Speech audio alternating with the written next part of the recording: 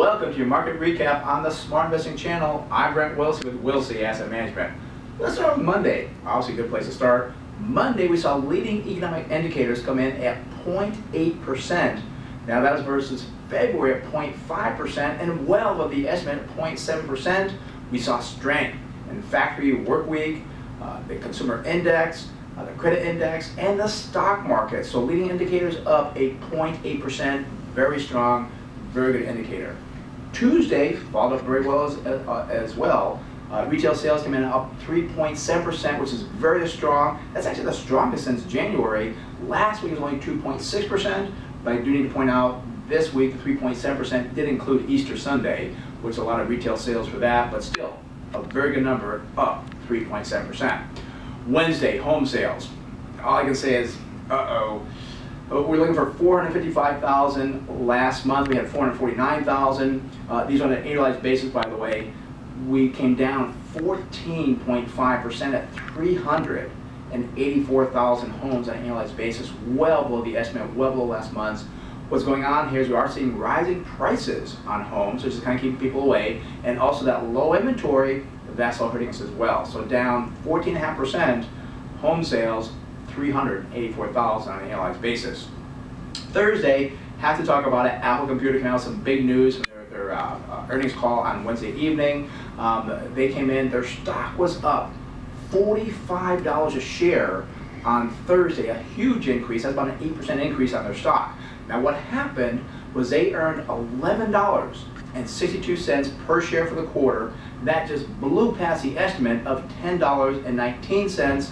And for all of you that say, oh, iPhone's over, Apple's done, and so forth, listen to this. iPhone sales are up 17%. The iPhone is still strong. Don't you believe anything else. They sold 17% more than they expected there. Also, the company, some great financial management they're doing. You know about their stock buyback, maybe you don't, but they're buying back another $30 billion in stock. Now, that's not M, million, that's B with a billion. 30 billion additional, which brings up their total stock buyback to 150 billion. Since 2012, I believe they bought back about 46 billion so far. So they have over 100 billion more in stock to buy back. They also increased the dividend 8%. Now this dividend is only like 2 years old. It's up 24%. They've increased the dividend 24% in less than 2 years. They came out in 2012. So that's a great thing. And the big news, we've got to save the big news for last. They're doing a stock split, 7-to-1. So for those of you who are lucky enough to own Apple Computer, and by the way, we hold in our portfolio, full disclosure, we hold it, you will see 7 times the number of shares of Apple Computer stock in your portfolio. Now, the stock's going to trade somewhere, I'm going to guess, around $8 a share when this is done. But what could happen with all this talk is that now they'll be eligible to be in the Dow Jones Industrial Average, which means all those indexes that hold the Dow in it, they will now have to buy Apple Computer at $8 a share. Don't look for that next week or next month, but it could happen in the future. Friday, we saw consumer sentiment come in, and it came in at 84.1. Now the estimate was 82.5, and last month 82.6. Now this is the highest recovery. Well, the recovery high. Let me do it this way for you. I want to make it simple. The recovery high is 85.1. We came in at 84.1. Do the math.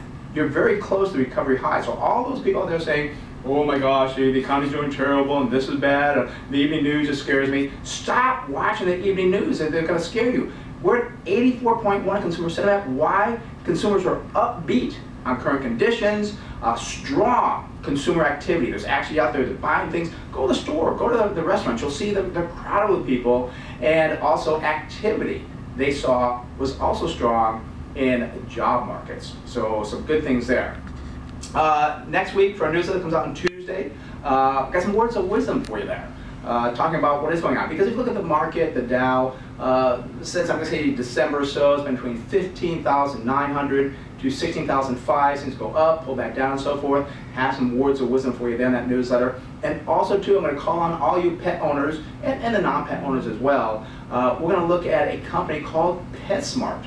I'm going to break down the numbers on that for you, see if it's a fundamentally strong company to buy. So go to our newsletter, our website, get the newsletter, smartinvesting2000.com. Again, that's smartinvesting2000.com. I'm Brent Wilsey with Wilsey Asset Management on the Smart Investing channel. Thanks for watching, and we'll talk more next week.